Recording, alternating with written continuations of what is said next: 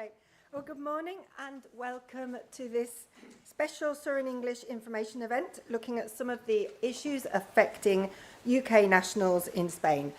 We're here with the help of the British Consulate General in Madrid and the British Consulate in Malaga, of course with Marbella Town Hall, and I'd also like to thank Dakota Law, Allianz Insurance, Castle Rock Investments and Martinez Echevarria for taking part with us here today. I'd like to welcome everybody here in the Palacio de Congresos in Marbella and also to those watching online on surinenglish.com. This is one of the series of special events organised for or as part of the 40th anniversary of this newspaper. For 40 years, Surin English has been providing information for the English-speaking population in the south of Spain and helping make their lives here a little bit more complete.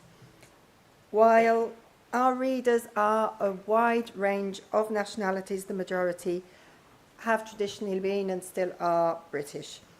And circumstances over the last few years with the UK's departure from the EU have led to some changes on top of the usual concerns people have when living in a different country. What is clear, though, is that still thousands of British nationals love living in Spain and, of course, coming here to spend time in their holiday homes. Many of them are here in Marbella, which is a favourite destination for visitors of all nationalities and home to many more. So I'd like now to hand over to Remedios Bocanegra, who's the advisor at the helm of the Foreigners Department at Marbella Town Hall. Remedios.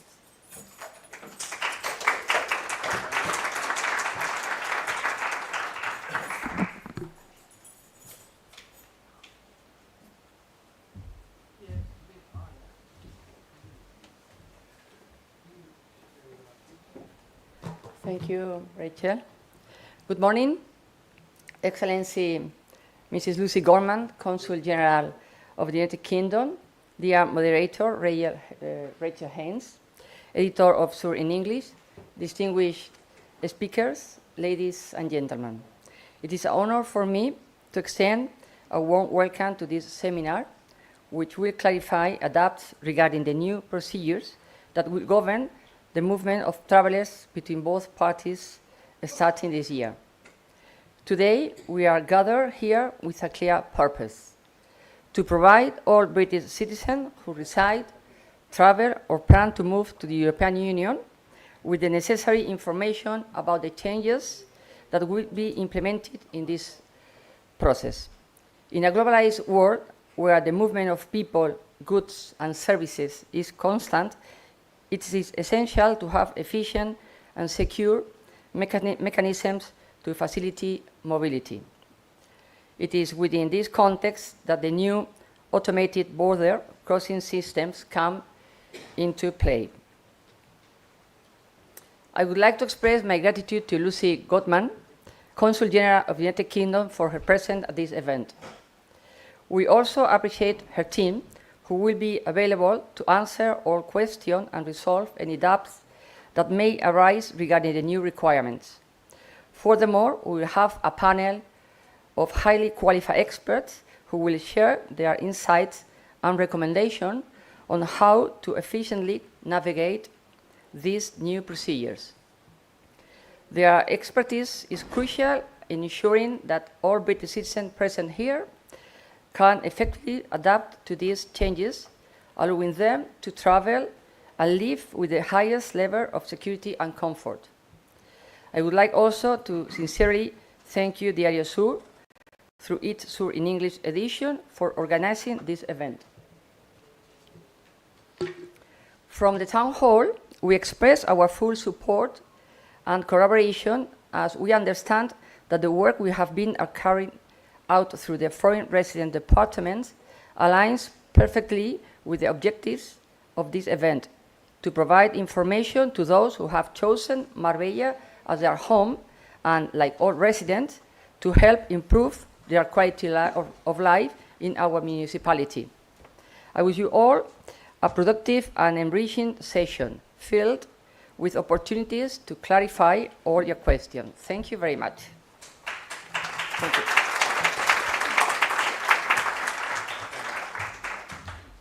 Thank you, Remedios. Now, if we don't know much about what our next speaker does, that's good because it means that we've never needed her help. We're extremely happy today to have with us Lucy Gorman, who's the Consular Regional Operations Manager for Spain and Andorra, based at the British Embassy in Madrid. She's here to tell us more about some of the concerns affecting British nationals in Spain at the moment. Lucy.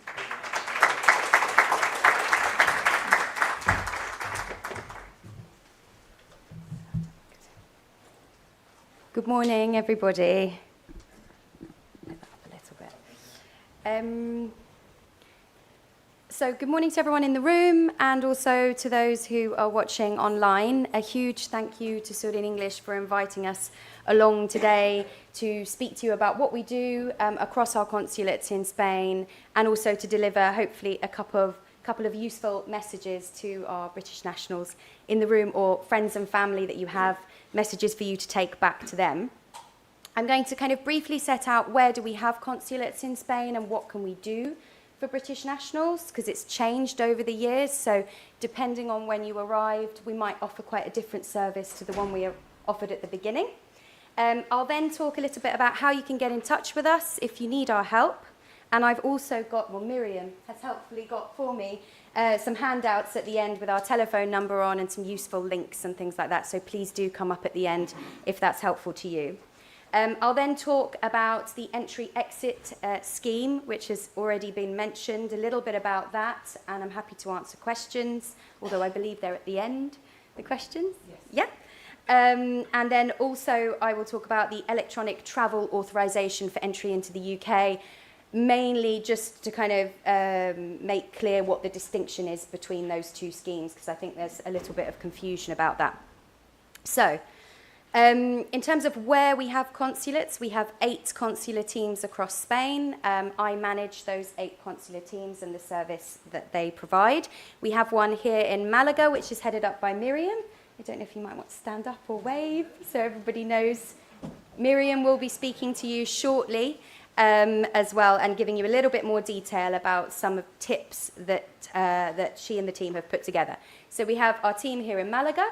We've also got Madrid, Barcelona, Alicante, Palma, Ibiza, Tenerife, and Las Palmas. Double checking my list, I haven't missed one. Great team of about 40 consular staff across Spain that are here to help you out when you need it. In terms of the support we provide, so we spend most of our time providing assistance to British nationals that are either visiting Spain or living here in Spain. And when I say assistance, I mean things like if you have a loved one who unfortunately passes away here in Spain and you're not sure what to do next, you need some support, you need to know where to go and what to do, that is absolutely what our team is here to do. If you have somebody who is involved in a road traffic accident and maybe there's a serious hospitalisation, again, we're here to support. Victims of rape and sexual assault, domestic violence, that's just kind of in general terms. No, we also deal quite a bit with sort of welfare situations, which is what Miriam will speak to you afterwards, which is where British people who've maybe been living here for some time or visiting find themselves in some kind of situation of destitution, and they need our support to know what's available and how they can get themselves out of that situation. So that's what we spend most of our time doing. But we also do quite a bit of work on the prevention side. So where we have particular incidents or issues are raised with us, we will collaborate with local authorities, local stakeholders, charities, etc., to work together to try to reduce incidents for British people or make the support that they receive after an incident occurs that little bit better. So I'm looking over there, kind of Town Hall of Mijas. We collaborate with them and others across Spain.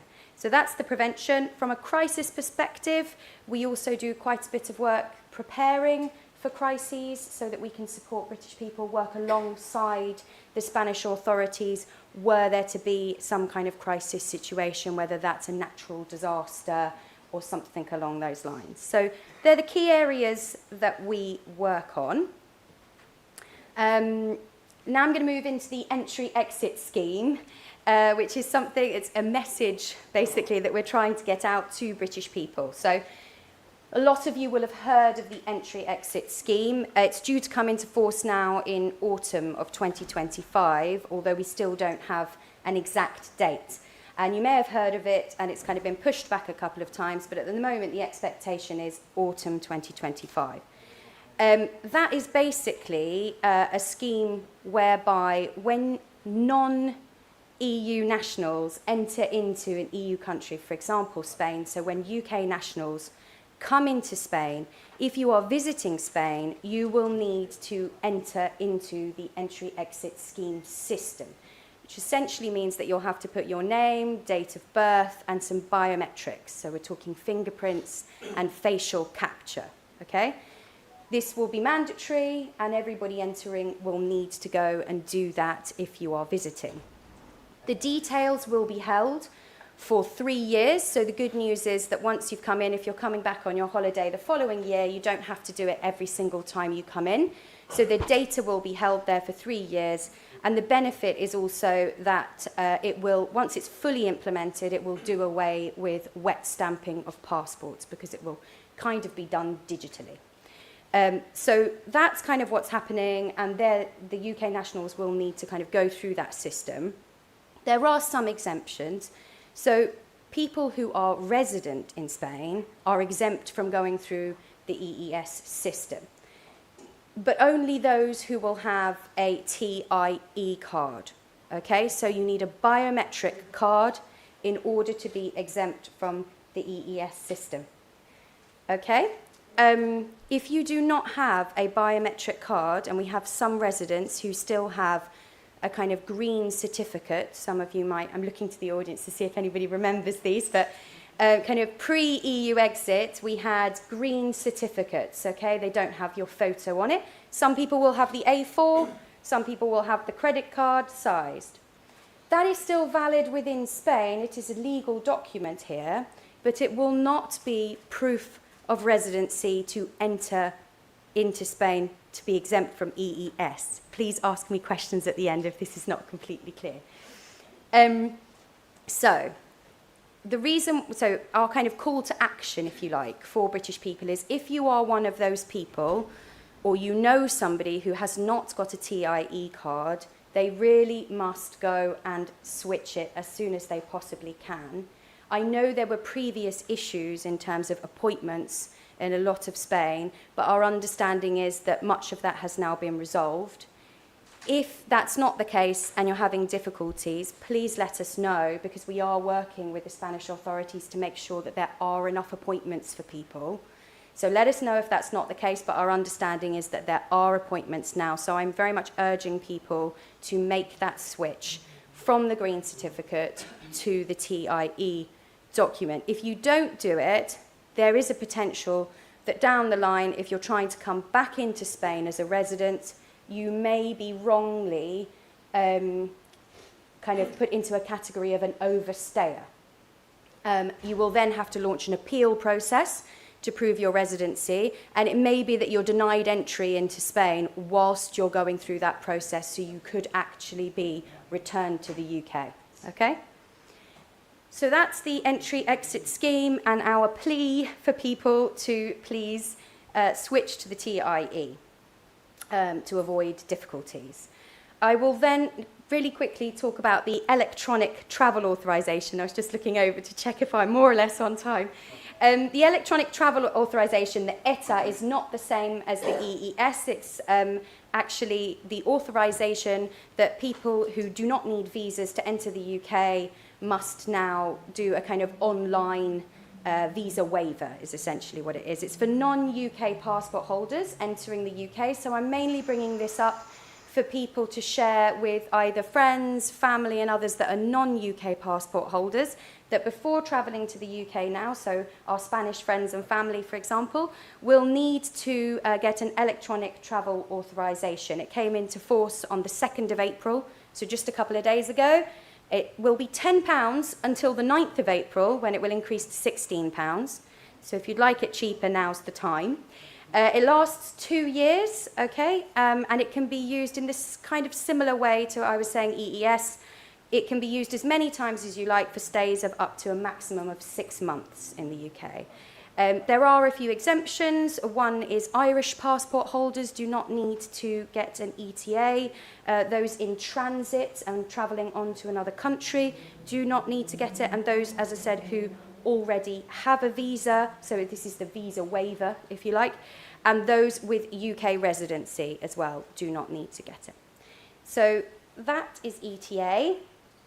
And I think I will kind of leave it there for now because hopefully some of our other information will come out during Miriam's talk now, if that's okay.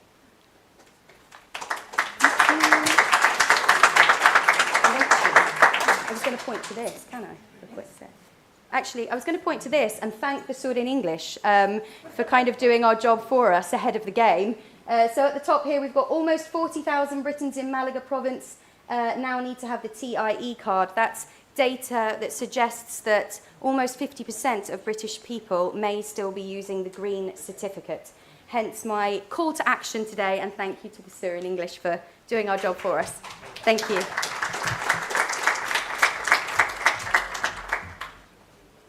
Okay, thanks, Lucy.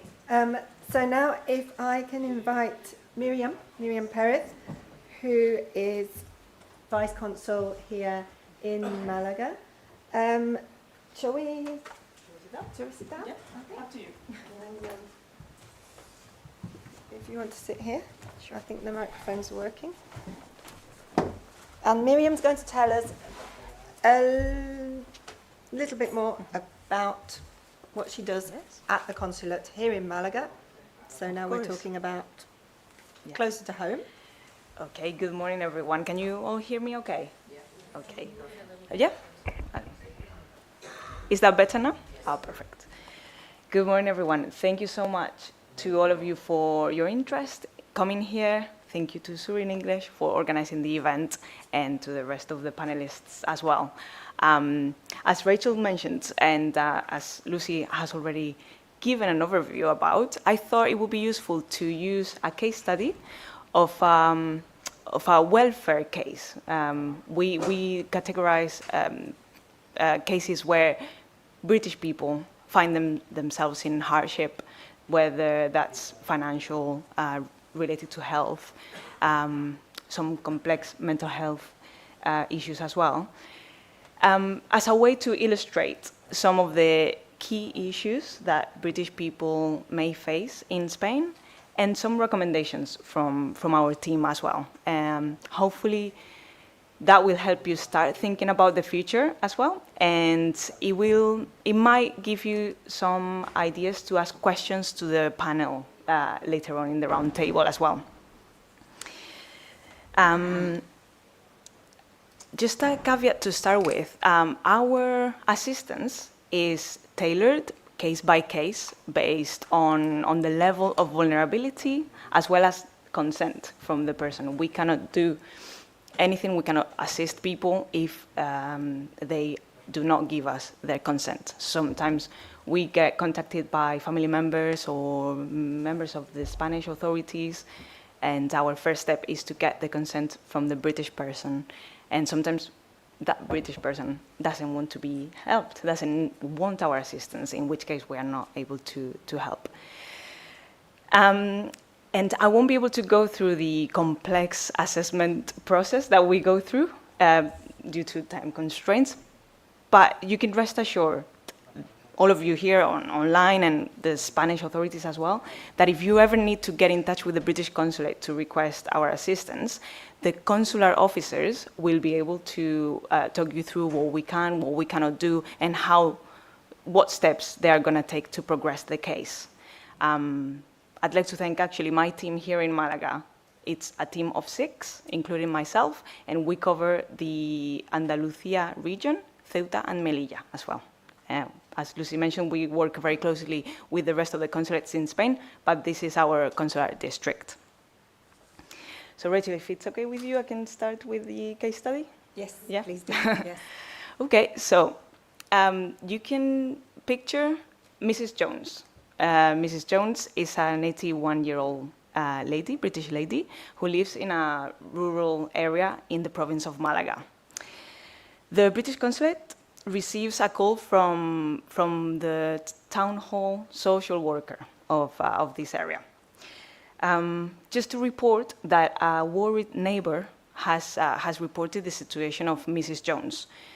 This neighbor hadn't seen her for a while, so went to check in on her.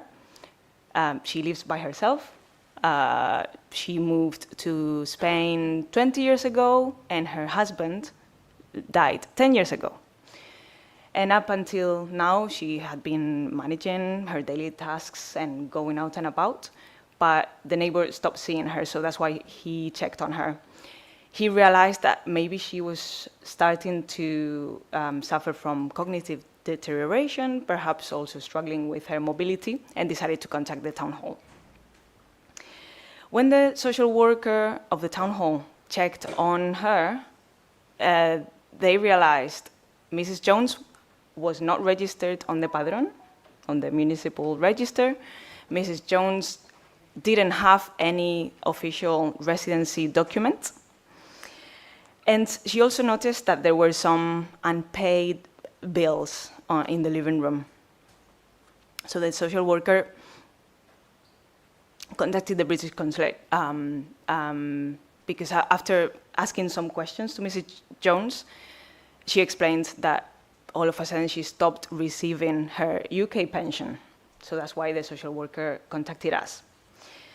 The consular officer got in touch with the Department for Work and Pensions in the UK, and they managed to find out that the reason the pension had stopped is because Mrs. Jones hadn't responded, hadn't completed a life certificate. So yeah, this is the importance of always, all of you, keeping the Department for Work and Pensions up to date with any changes in your address and in your situations.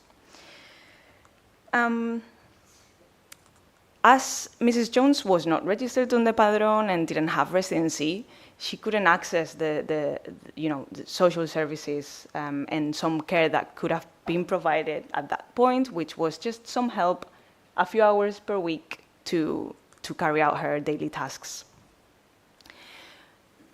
With her pension being reinstated, thanks to the action of the social worker and the consular team, she is able to continue paying her bills and also arrange for a private carer to go to her house a few hours per week. A month later, the consulate receives another call, this time from the private carer that was helping her with her daily tasks for a few hours, just reporting that she feels that Mrs. Jones needs to move to a full-time residence. Her mobility problems are getting worse. The two-story house is too difficult to manage.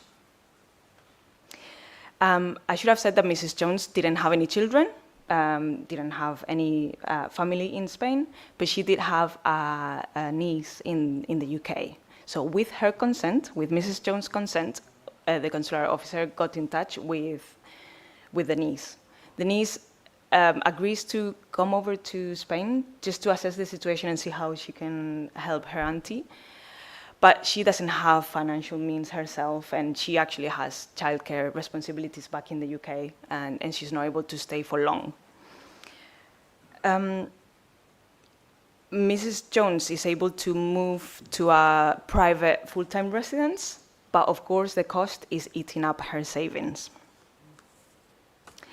And so, a sustainable long-term solution needs to be found. Mrs. Jones described that in the past, her plan would have been to sell her house and move to a smaller place, closer to shops and services, but she hadn't got around it. Now her cognitive deterioration and just her health issues are getting worse, and she cannot look after her affairs. She didn't provide her niece, for example, with a power of attorney, which would have made things easier as well. So this is something that, it would be important for everyone to start thinking about. And that's setting the scene for just one example of the very difficult circumstances that British people may face, but that can be helped and made easier if some action is taken now. So some of the key issues, Rachel, for example, that I'll just highlight. I'm sure people have already picked up on some of them, but some of the key issues, Mrs. Jones not being registered as a resident. She moved with her husband 20 years ago when it would have been really easy to register. She just didn't get around to it. You know, so you need to have had some legal residency for a certain amount of years to be able to access certain social services that are publicly funded. So important to keep UK government departments up to date with your changes in address. For example, I mentioned the Department for Work and Pensions, but also the Department of Health, for example. And I believe, Lucy, in the handout that she's prepared, there are links on how to contact them. Of course, the main issue as well, the language barrier and the complex bureaucracy system. That is, you know, something that British people struggle with, and we are able to signpost people to gestores, lawyers, English-speaking lawyers. But yeah, that's also something that we can help with, in the sense that we help Spanish professionals and admin officers to understand the British system as well. Sometimes we can find equivalents of documents that they are looking for in Spain that may not exist in the UK, but together we can work and find an equivalent that will help British people get that access that they need. Yeah, I mean, our recommendations, as Lucy mentioned, and Rachel as well, and as well as Remedios, swap your green certificates for a TIE card. It will make things easier. Keep your UK departments updated. Think about your long-term plans and projects. Perhaps the property where you live in now is amazing and you are enjoying it, but think about the future as well. Will it serve your needs when maybe you start getting older and may face some health difficulties? One idea that I wanted to share, which is from a charity in Alicante, is called Help Marina Alta, is they are encouraging people to prepare what they call life boxes. A box with all their important documents, insurance details, a will, if they have that, power of attorney, bank accounts, you know, pension, their TIE, their passport. Very important to always keep an up-to-date passport. And I wanted to mention as well that apart from us tailoring the assistance that we provide based on a case-by-case basis, we also follow a multidisciplinary approach to solving, to managing a case. That means that we liaise with Spanish administration, other UK government departments, charities. I wanted to mention the essential role that English-speaking charities, in this case in La Costa del Sol, play. There are too many to mention them, but we are forever grateful for the support that they provide. So, I mean, if you are interested, even in giving your time and volunteering for them, there is a fantastic website called Support in Spain. In there you can search by topic and location. You can see the different charities that are available, and of course reach out to them, see how you can help them as well. And if hopefully not, but if you need help, that's a resource that you can consult. And I believe that's it from me, Rachel. Okay. As I said, I think the panel will also be able to answer some of the questions that the audience may have based on what I've just described. And if anybody's got a specific question for you afterwards, then they can Of course. find you or leave it with you. Yes, Okay. that's right. Thank you so much, Rachel, Thank you for the very much opportunity. indeed.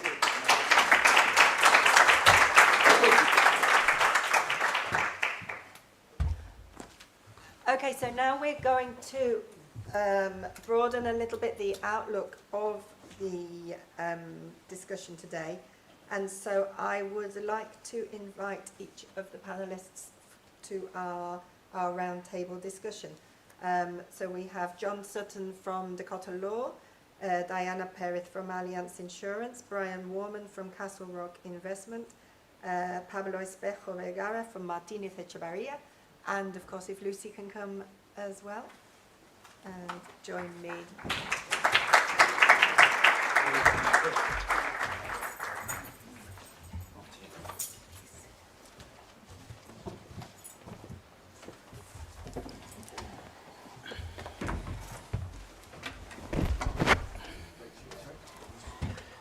I think you're speaking. Is that on? Yeah. Yeah, we need to adjust it.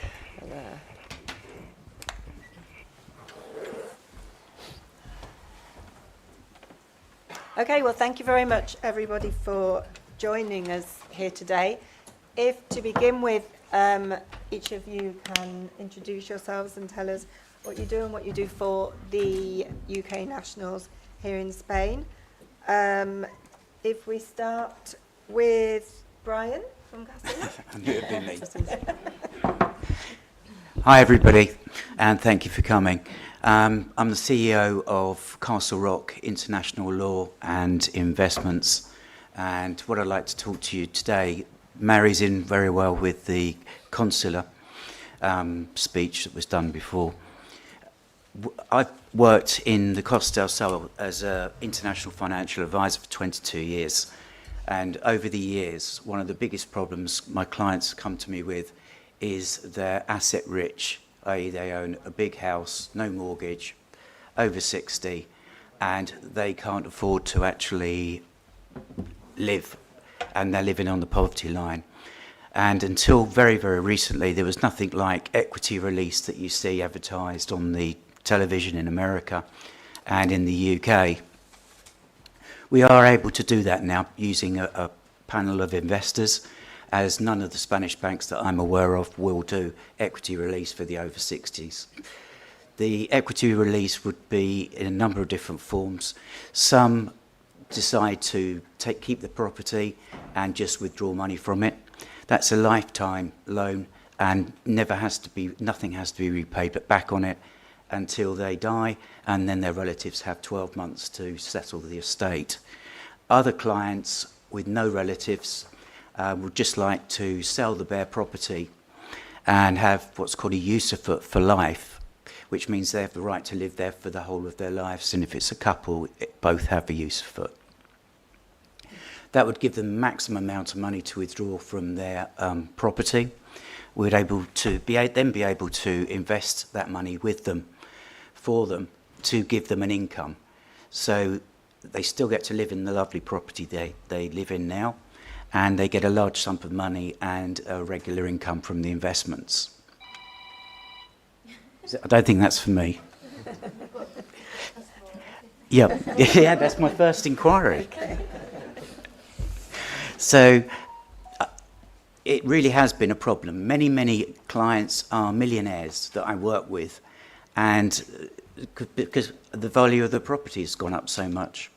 So you're in a situation sometimes where you've got elderly people over 60, and I'm over 60, so I can say that, and they think the only thing they can do now is to go back to the UK and to get social security and sell their property, even though they don't want to go back to the UK. With this option, it gets them money that they need now, regular income, and also they can stay in the home that they love. So that's mainly what we do. I'll be hanging around at the end of the meeting today. If anyone wants to ask me any specific questions, then I'll be here to answer those. There are about 6 different types of equity release. So some of you may have got a folder from us which outline a few. We don't charge. We come out and see you for free. And we're paid by the investors that eventually buy the properties. So that's about me. Okay, thank you, Brian. Thank you. Diana from Allianz. Yes, If thank you. If you just briefly introduce yourself and then we can bring up more of the Wonderful. rest of this. Thank you, Rachel. Thank you to El Sur and to the Consulate for this wonderful and informative session. I represent the Institutional Relations Department of Allianz, one of the world's leading insurance and asset management companies. We just turned 135 years old, so we've been there for a while, serving the needs of customers all over the world, 70 countries, 120-some million customers, and we're very present in Spain. No matter where you are, for those of you who are following online, we have thousands of intermediaries and staff, offices, branches all over Spain. So chances are you're going to have Allianz close by. And here in the province of Malaga, the Costa del Sol, we have a very robust presence, and a number of them are here today. So I'll just ask you, for those of you who are in the audience, anybody affiliated with Allianz, please wave so that you can be seen. And I would encourage all of you to check in with our team later on, because as an expat myself, so I have been an expat my whole life, 30 years expat in the Costa del Sol area, and I can tell you that Allianz is making a very distinctive, intentional effort to serve the insurance and asset management needs of expats like us. And in the last 2 years has been developing a lot of products and services that are very much tailored to our needs as expats. So just encouraging you later to connect with us, and very nice to be here. Okay, thank you, Diana. If we go to the other end now to Pablo from Martínez Echeverría. Thanks a lot. I have to say that I feel a little bit like an alien surrounded by native speakers, but I do my best. My name, as the representative said, is Pablo Espejo. Sorry? Yeah, no? Turn it on. Ahora. Okay, I have to say again the joke. Okay, so I said that I feel a little bit like an alien surrounded by native speaker, but I'll do my best. Thanks a lot to Sur in English for organizing this event. I am the law firm partner, Martínez Echeverría. This law firm has 350 members, 20 offices, in Spain, in Portugal, in Turkey. We cover almost everything regarding the expat.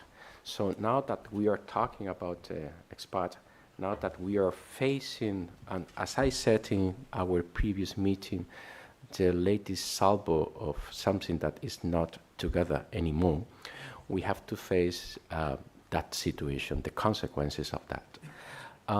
People knocking our door, I'm talking about British citizens, they talk about different subjects. They talk about wills, they talk about taxes, they talk about tire, they talk about NIE. What we consider is that, first of all, the first step that any UK citizen should make is asking for the legal advice that is going to help him hand to hand to arrive to the right point. In some way, I consider that UK citizens now, and because of this entry-exit system, I realize that we are talking seriously about, that we are not any longer together. Talking about entry-exit system, besides of these 90, 180 days, besides of all this bureaucracy, electronic device, the kiosk, that you have to provide your passport, that your passport has to be readable, that there is not or anymore this stamping system. As I said, what we have to be aware is that we are facing different situations. And in order to do this in the best way, is why we are here to try to provide the right answer for any of your concern. Thank you. Okay, thank you, Pablo. And finally, John from Dakota. Thanks. Good morning. My name's John Sutton. I'm a partner at Dakota Law. We're an office, a firm of lawyers on the coast. We've got currently 3 offices, Coeen, Mias Costa and Nerja, and we're currently at the notary buying a fourth one in Estepona. So we may even have four at the moment. We also have 2 offices in Tenerife. The firm was founded as an Anglo-Spanish firm right from its origins. It was founded by John de Cotta, an Englishman, and Jaime Santa Fe, a Spanishman, back in 1983 in Madrid, and we've been on the Costa del Sol for 40 years. I've actually seen quite a few of my clients here today, so I'm very grateful for you coming. We've always specialised in cross-jurisdictional cases. So initially it was British, then Irish, living in Spain.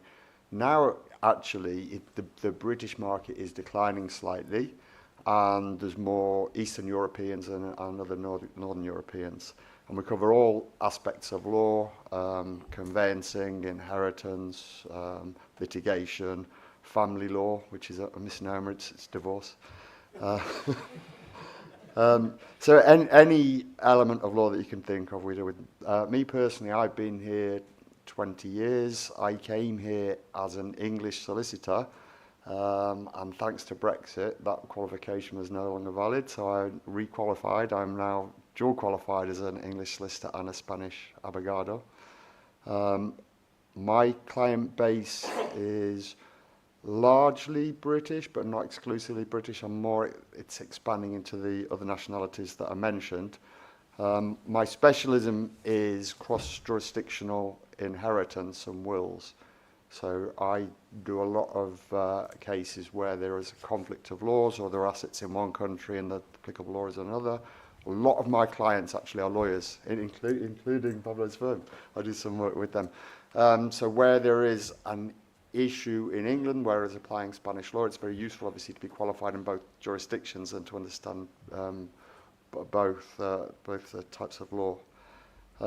So my involvement today, I think, is I'm going to try to explain and advise on why people should have wills, how wills are effective, where you should have a will, what it should cover, and that's the thing I think Rachel's going to ask me. So thank you. Okay. So, following Better late than never, isn't it? Okay, so following on a little bit from what Miriam was talking about before, if we imagine the typical British expat in Spain, living a nice, comfortable life in the sun, apparently no problems. However, from each of your different points of expertise, what are the most common things that people tend to have overlooked or forgotten to do or should be doing, thinking about the future? Who do we start with? I'm happy to start. So at Allianz, we have a motto, and that's "We secure your future." And so regardless of whether you've been here for decades, like we have, like I have, or you're thinking about coming, or you just arrived, you're looking forward to a bright future here in Spain. And for us, it's very important to help you figure out how to make sure that that future here in Spain is you're at ease, it's protected, you're safe, you're confident. And so I would just encourage you, for those of you who've been here for quite a while, I think we all tend to get a little bit comfortable and forget to check in whether our insurance coverage is appropriate as our circumstances change, our parents, our children, our house. And so I would just encourage you to check in with us at Allianz. You may already be a client of Allianz, in which case it would be great to check in again, because for the last couple of years, as I mentioned, we have been making a real concerted effort to understand the needs of UK nationals and expats broadly, and to adapt our products and our services. And so I would just encourage you to come see us to do an audit of your insurance coverage, and that we have a broad offer that we'd love to share with you. And so I would just encourage you again afterwards to to come and check with us, because it tends to happen after you've been for a while, coming along, enjoying the sun, to forget that you may be underinsured across a number of different areas. So encouraging you to come talk with us. Okay. Yeah. John? What I would say, I mean, it's not one particular thing. No. What we have to take into account, and we do, because we get involved with clients quite near the start when they're buying a house, so we get involved then. And we try to, during that process, advise people of a whole myriad of things, even before the buying process starts, because you will be surprised that even now, we get clients who've come and are looking at buying a house, and when I ask them, what are you doing about residency, they say, what do you mean? I said, well, a British person can't just move here and buy a house, and there's a residency process to go through. And it surprises me that after all this time, a lot of people are still completely oblivious to that. But when we do have people who do qualify, and not just British people either, we appreciate that when you move here, by and large, not only do you not speak the language, but you know nothing about the customs, you know nothing about the legal system, you know nothing about what formalities you have to complete. So we try to give clients a fairly comprehensive list that you must get on the Padron, you must, register in Catastrophe or for EB, and you need to get your residency adequate. Then not only with your visa, but you need to register as a resident. You need to register with the tax office, because it's amazing, and I have heard this multiple times. Someone who's lived here 15 years, selling their house, we tried to get a certificate of residency fiscale, so a tax residency certificate. It gets rejected, and you ask the client, can I have some of your tax returns? And they said, oh, I didn't know you had to pay tax in Spain, which is quite a surprising thing.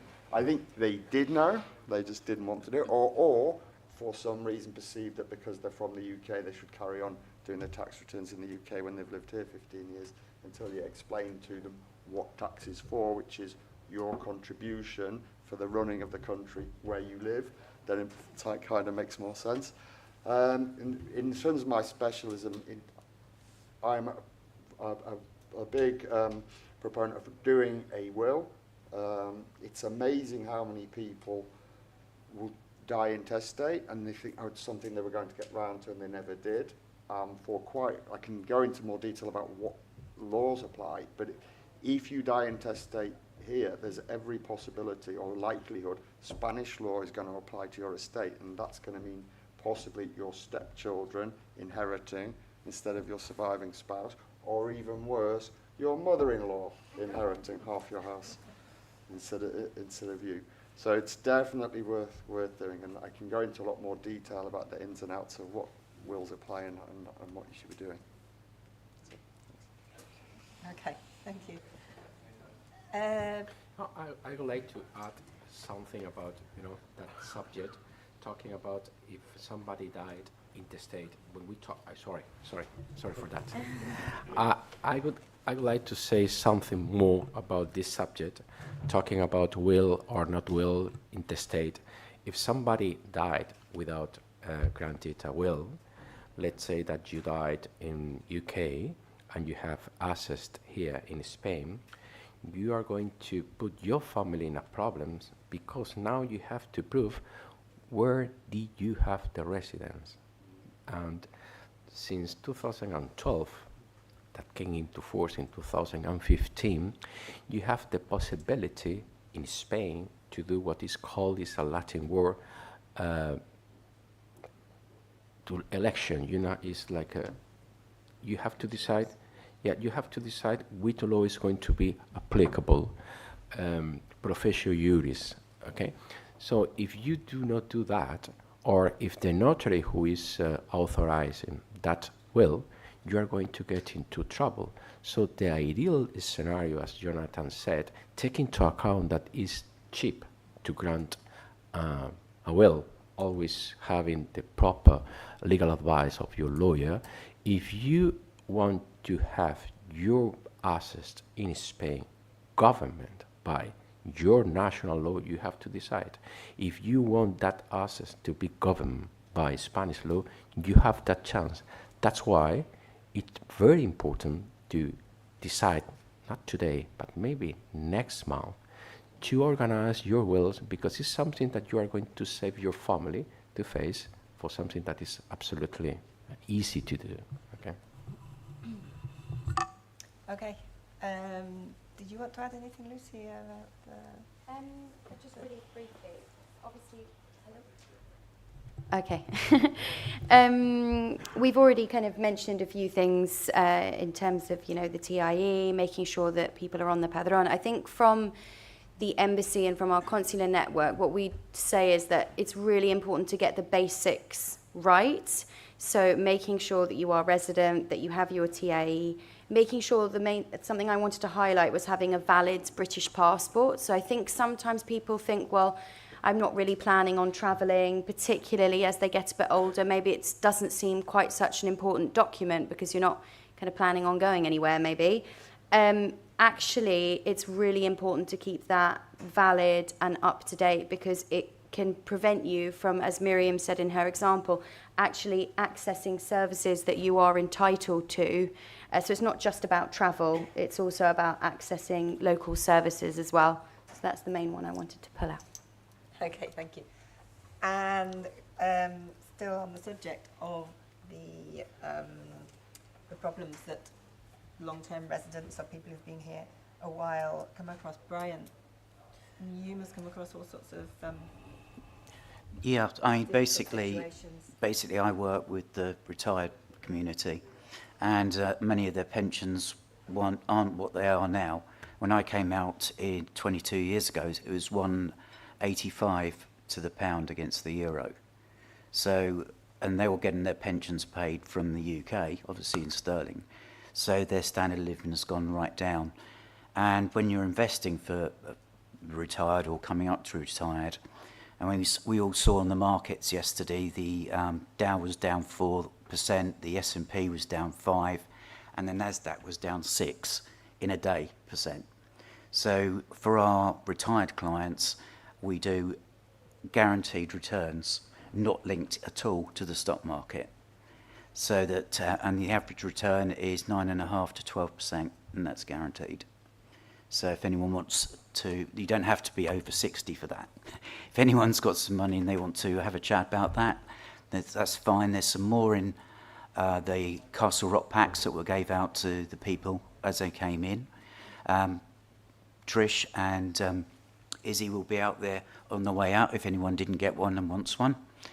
And that's really about it. It's just creating a life for them so that they're enjoying, as opposed to just getting by day, when there's absolutely no need to. I have clients that are living relatively in poverty. When I go and see them in a lovely house, they've got no relatives and no one to leave the money to, and it's going to the dog's home, quite literally. And I've got 3 rescue dogs, so I've got nothing against dogs' homes. So they shouldn't have to be in that position, and they don't need to. They could live out the rest of their life with a real high quality of life, as opposed to just scratching by. Because you're a long time dead and you can't take it with you. That's it. Thanks. Okay. Now, obviously, a lot of our readers are residents here who've been here for a long time. But now, with Brexit, the situation has changed. And so what about people who are back in the UK thinking of coming to move to Spain, or people who are here, new residents here, who are thinking of staying? What are their major concerns that you're finding? Maybe, do you want to begin, Pablo, with this?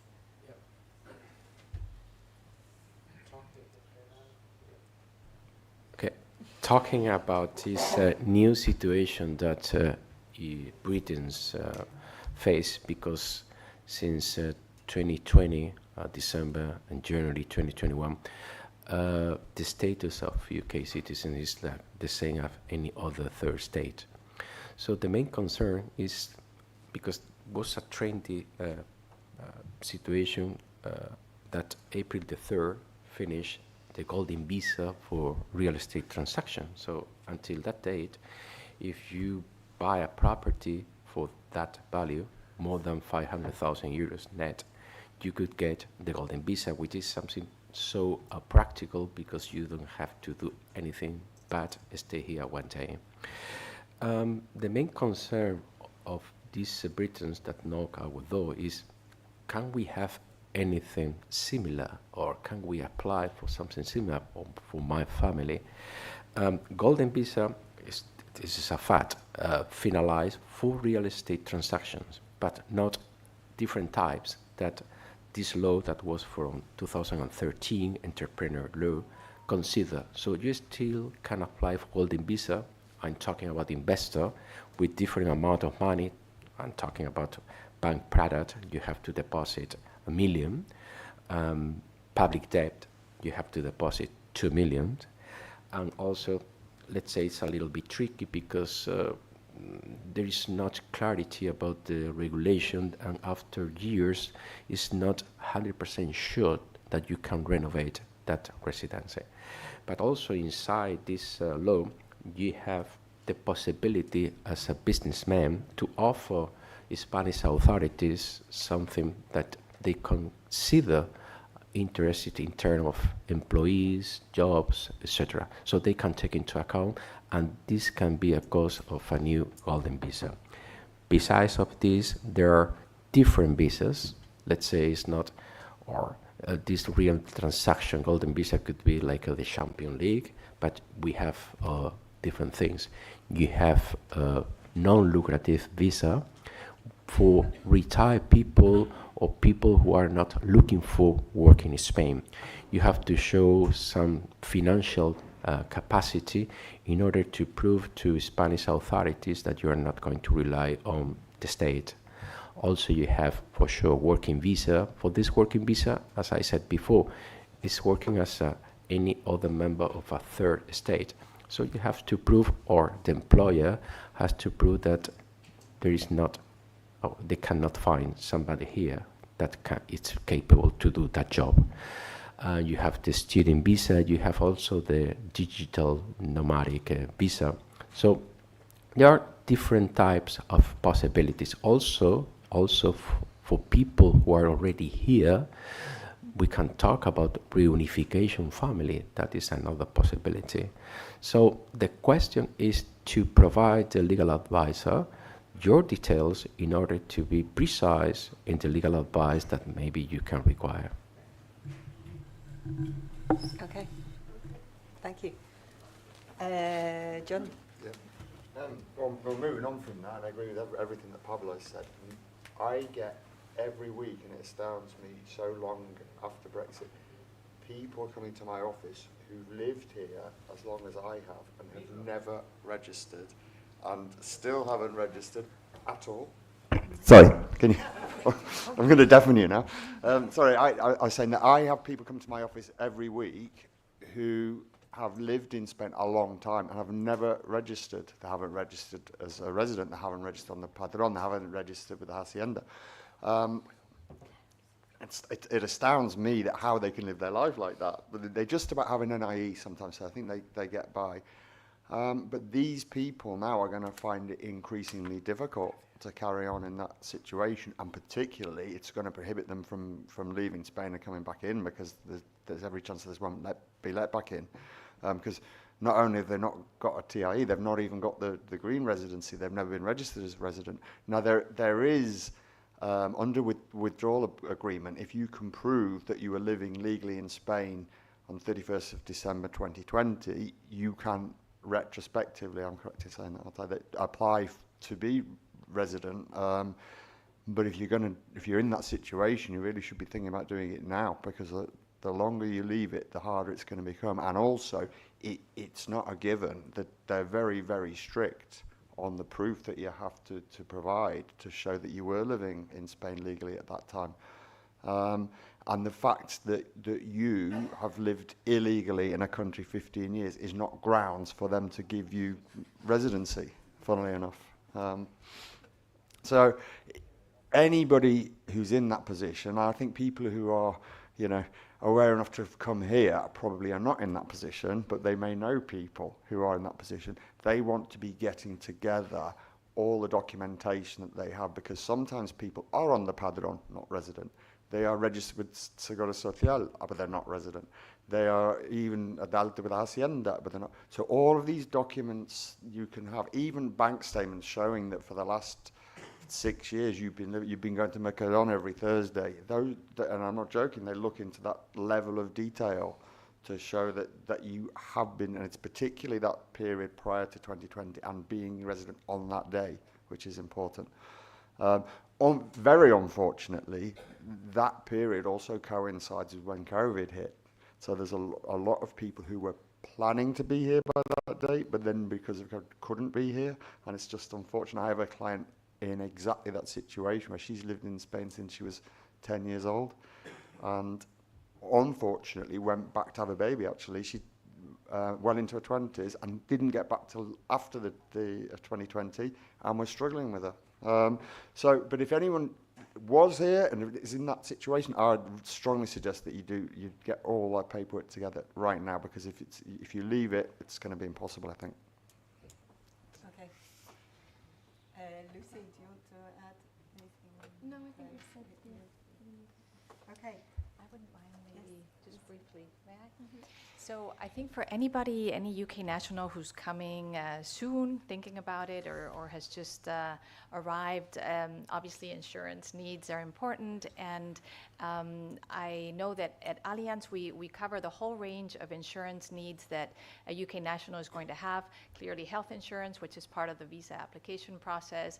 And we adapt our products in many ways to the needs of expats and UK nationals. So health insurance, and of course car insurance, where we give a full no claims bonus, home insurance as you're looking at a home here, et cetera, et cetera. And so I think it's just another reminder that again, in the last couple of years, we're really working very hard to make sure that our offer is very adapted to UK nationals.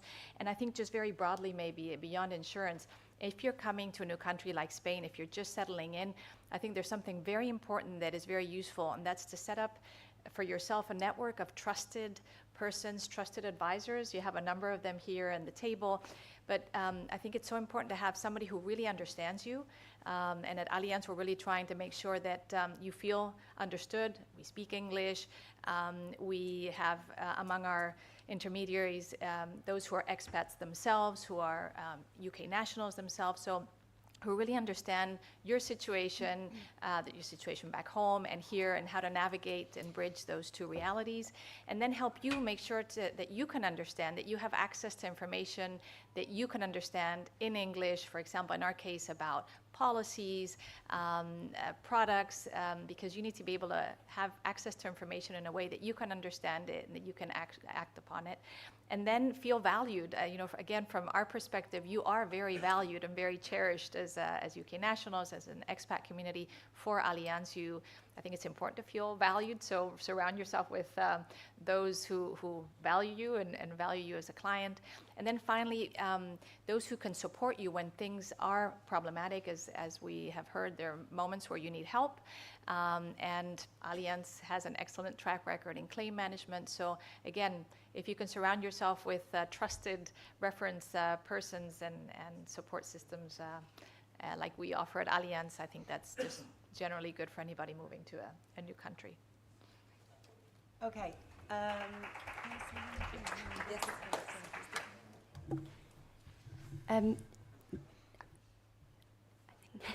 Thanks. I don't know why we're struggling so much with this. Right. Something I wanted to add actually just popped into my head for people arriving, but also it's applicable to people who are here.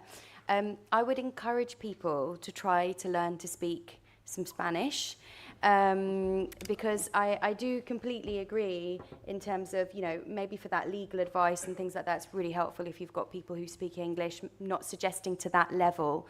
But honestly, we do see quite a lot of British people who don't kind of speak any or very little.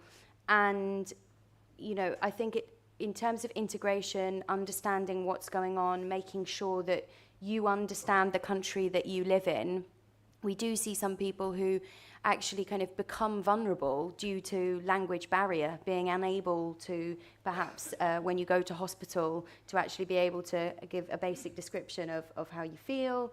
So for me, it's actually really fundamental. So if you haven't started learning and you're in the room today, maybe sign yourself up for some classes because it will help you out in the long run. And we are in Spain, so.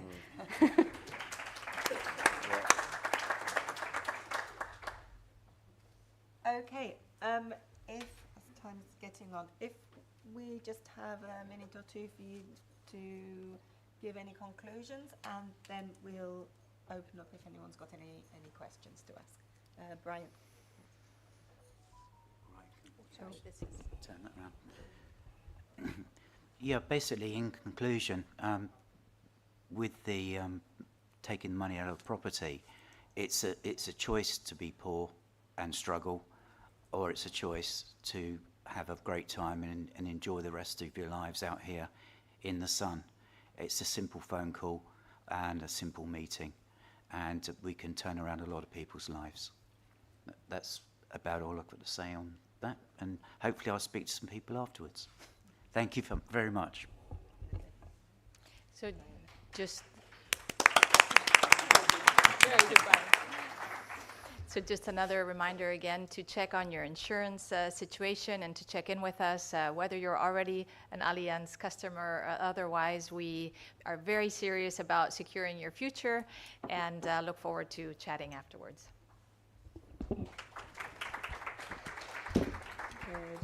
I just say that of all the things you have to do when you come, do them as soon as you can do them.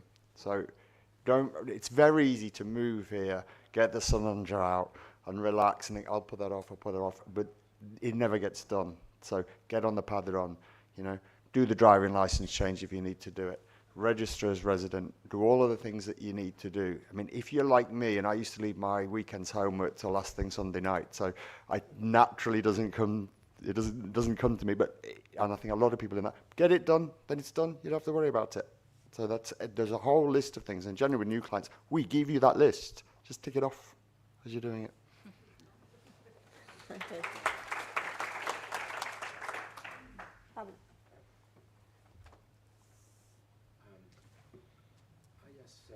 like to say that. Sorry for that. It's clumsy. I just want to say that since 2020, December, and January 2021, and now in autumn of this 2025, we are facing the reality that the fundamental shift is going to, because of this fundamental shift, the landscape of residency and employment is reorganizing, is going to affect you. So because of this, the intelligent movement is to knock the door of somebody who is a pro, who can give you the proper advice.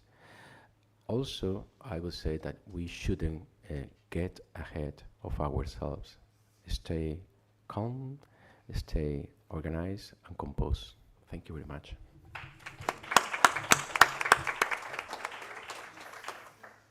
Do you want to say anything else, Lucy, or shall we see if anybody has any questions for?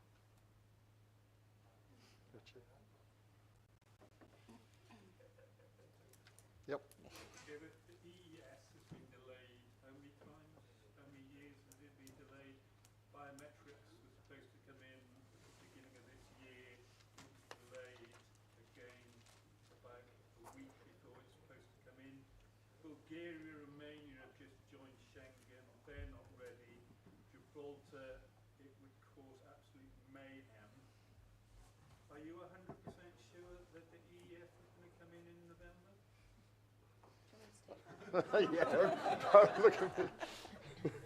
I'm not in charge of EES, so I'm not sure I can say 100% sure. I think the message from us is that our understanding is that it will come in the autumn of 2025, date to be decided. But the risk of waiting and seeing as to whether it may or may not, or will it get pushed back, is a big risk to take.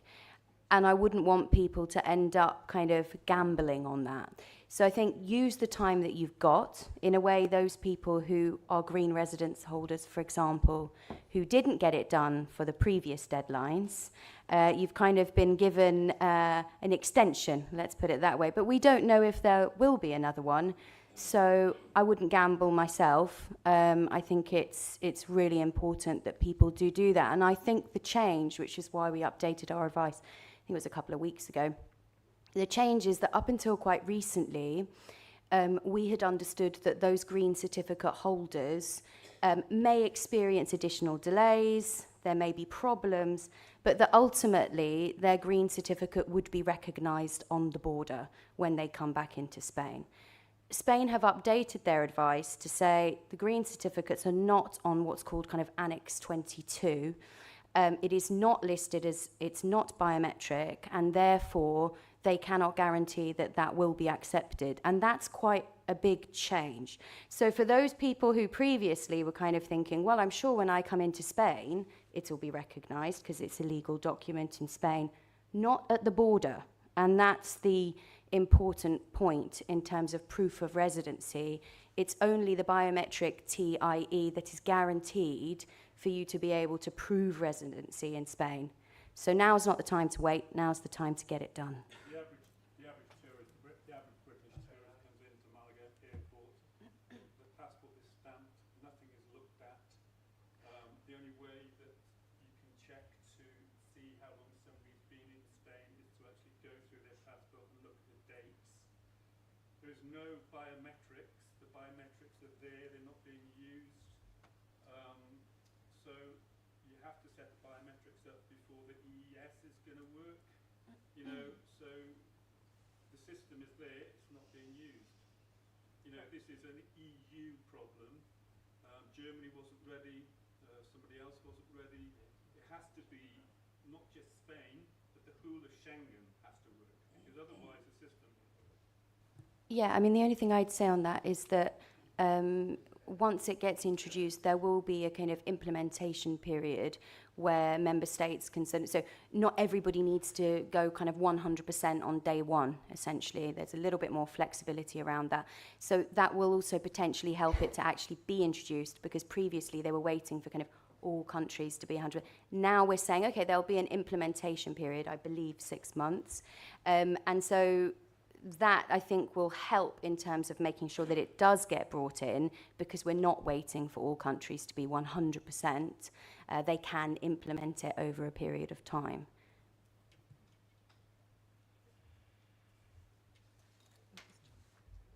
Good morning. Morning. You mentioned Gibraltar before. I live close to Gib, and there are issues there with the border. Could you add anything on that?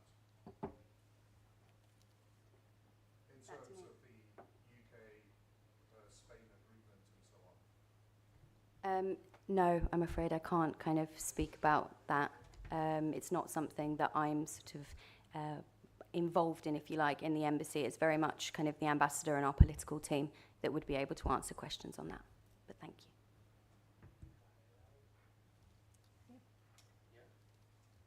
I have the screen NIE card. I bought a place with Martin Echevarria 2014 through your colleague. I don't want to get a TIE because I enjoy living between UK, France, and here, Triangle.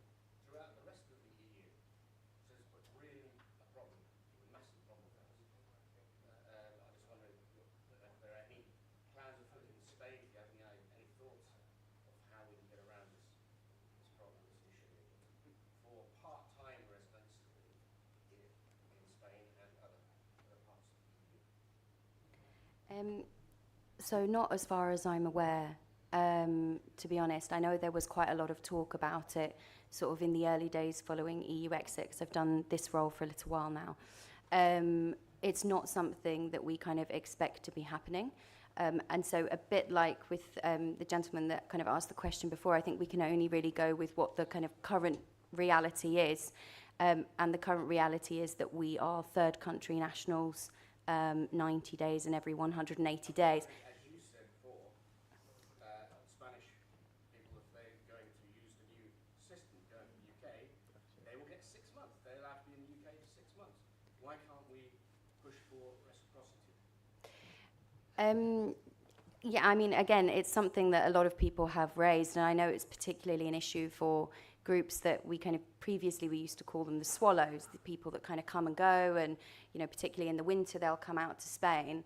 I think what we've got to understand is that reality has shifted there, and so people will need to make decisions within what the current rules are, and that's what the current rules are. Change the rules unless we... I'm not sure I'm going to be changing the rules.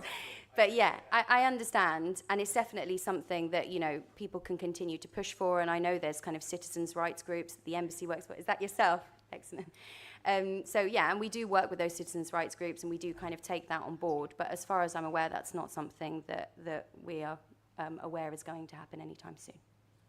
Do you think that Spain is becoming less attractive to British now when you've got the Portuguese D5? The D5 visa, you know, Portugal is becoming a lot more attractive than Spain. I mean, do you get that impression? No. Okay, try learning Portuguese. I can't speak Spanish. Well, Spanish is relatively easy. Portuguese. Sorry. I'm doing it again. There's no, I would suggest, and I've never tried. Sometimes I'm reading instructions, get halfway through, then I realise I'm reading the Portuguese one. Written, it's easy, but I would suggest that learning to speak Portuguese is... It's about the actual ability to actually live there without having to integrate. getting, well, I wouldn't necessarily go that far. But, you know, what I'm trying to say is Portugal might seem a lot more attractive for somebody that wants to get a visa. Are you talking about ease of visa or the condition? Okay, that I don't know. I know that they have started to they removed their golden visa before Spain did, and also their digital nomad visa, I think, as well. So they're retracting the availability of visas. Still invest in Portugal, put money into Portugal. Investments. Are you thinking of moving, Richard? Yeah, I am.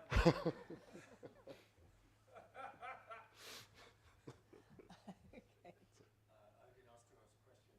People that have a European nationality and a British nationality, what are the recommendations now for entering the UK? Should people with a EU passport and English passport, because they're telling me that we should be leaving Spain on our European passports and going into the UK on I don't think you can do that. strange, but I would presume that's not the correct advice. I don't think you're allowed to do that. I think you have to. You can't have two passports in the same journey. Yeah. What's the official view? So you can, sorry. You most definitely can. No, whether you. My wife, I think my wife's Polish. Yeah. That's another question I have. My wife's Polish. I only have a strictly British passport, sadly. So I'm disadvantaged all the time. Supposedly under EU Directive 2004/38, I am allowed to travel with my wife to the EU, and I have effectively free passage within the EU. Yeah. When traveling as a family. Do you know about this? Yeah. Every border guard I'm in France and Spain, Germany, I speak all those languages. No one at the border knows about this. Do you, as solicitors in your capacity, do you know about that EU directive? Yeah. I mean, I'm not an immigration specialist, but we have a department. But yes, I knew about it. Of course, I did, because I have colleagues who are in exact same position. The issue is if somebody that is married to an EU resident, and they're a British passport holder, what document do they have to show or at passport control? Because, for example, Ireland, Southern Ireland do not have But are you resident card. But are you talking they're married to an EU national who's resident in Spain? No, they're married to, let's say, an Irish, an EU Irish Yeah. passport holder, but they have a British passport. Yeah, I understand that. But is the Irish passport holder a resident of Spain or No, they live in Ireland. They're resident in an EU country in Ireland. Yeah. So what would the issue be then? Because Well, why are they restricted to staying the 90 days? well, the Irish person can come and go as they please in Schengen, but if they're here more than 90 days, they have to register as resident. Yeah. Can I just add one thing? I've got dual nationality, British and Spanish. I reacquired my Spanish nationality recently because I'm a civil servant. So when I travel to Berlin, I go with my via Malaga. I go with my Spanish ID card. Yeah. But I use my British passport to cross over to Italy. Yeah. To fly out to the UK to London, for instance. And when I come back, I use the British passport at the airport, but when I cross into Spain, I use my Spanish ID. Yeah, but that's different to getting on a plane with one passport and getting off the same plane with a different passport. That you can't do. It's completely different from going one crossing with one passport and doing a completely separate crossing at a different time with a different passport. Basically, I don't get stamped that way. Yeah, that makes sense. I just wanted to come in on that, not so much in terms of the kind of which one to use where, but because my understanding is that you should travel on one, but anyway, I think it's important to recognise that Spain do not recognise dual nationality. So to the Spanish authorities... My case is different. Right, okay. My dad was Spanish, Yeah. and my mum was British, and I was born in Britain. So in this case, I'm allowed to have both nationalities. Okay, in most circumstances, my understanding is that the Spanish authorities, you can't have both, right? So you might technically be able to get a British passport and you might be able to get Spanish nationality, a Spanish DNA, but you're not supposed to have both at the same time, right? Just making that point, it might not be your case, but in most circumstances you can't do that. If both parents, Yeah. are from the respective countries. So, for instance, if you're British and you acquire Spanish nationality, in theory, you've got to surrender your British passport, but the British authorities will give it back to you, right? Yeah, this is why... you renounce to it, sending a letter to the Home Secretary. So I think the reason why I wanted to make this point as well is because if from a point of view of kind of consular assistance, okay, if you have Spanish nationality, you cannot get, if you have Spanish nationality in Spain, but you're also British, you do not get given consular assistance. So I just think it's a point that I wanted to make. Know that sometimes we do get that where we have kind of people coming to us and saying, I'm a British national in need of consular assistance, but actually if you're a Spanish national as well, then you don't get that assistance. So if you're detained or if you, in fact, we often are then not informed. So we have had kind of situations of deaths, etc., where we're not aware at all and can do nothing because according to the Spanish authorities, you are Spanish in Spain. So just thought I'd make that point. Okay. I think we'll I've got one wind up now final then. thing to say. What's that?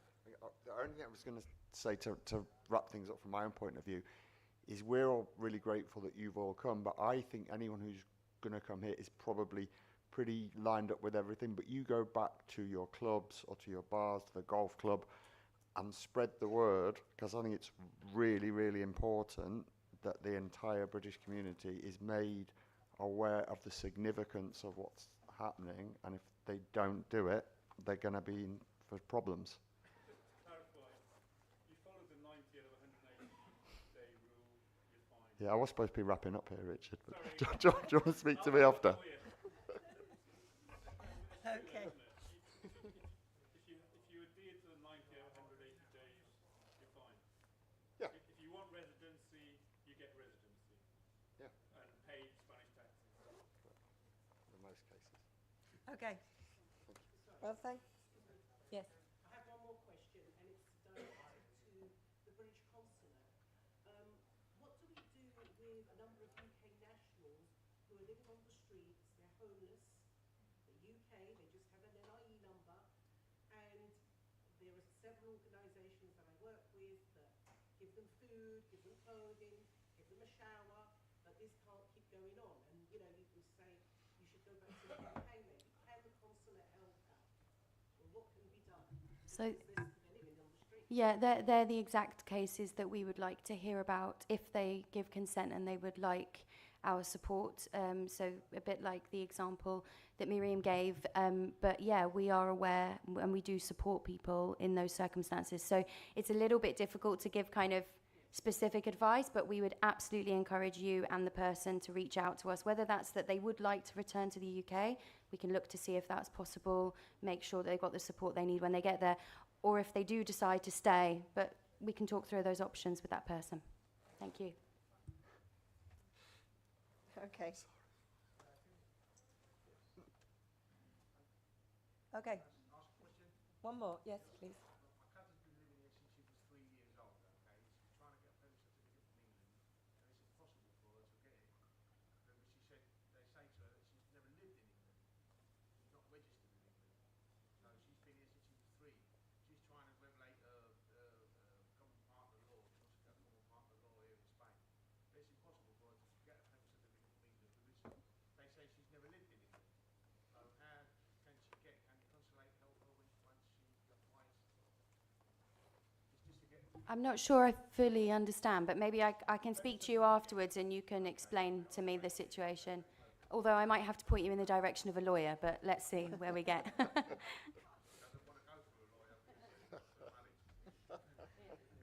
Okay.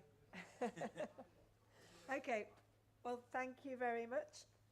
Pablo from Martinez Echeverria, John Sutton from Dakota Law, Diana Perez from Allianz Seguros, and Brian Moorman from Castle Rock Investment. A big thank you to Marbella Town Hall for hosting us here, and to the British Consulate in Malaga, Miriam, and of course to the British Consulate General in Madrid for bringing Lucy here.